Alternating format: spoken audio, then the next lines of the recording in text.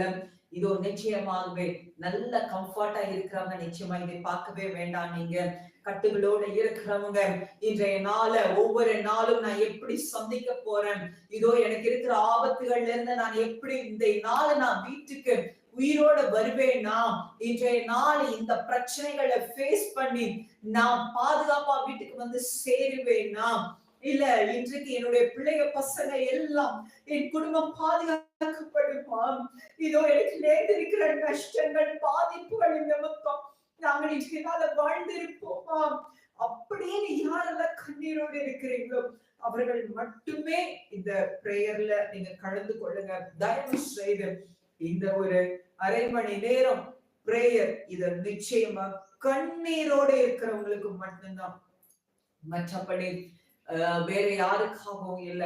நிஜமா சொல்றேன், இதோ எத்தனை பெண்கள்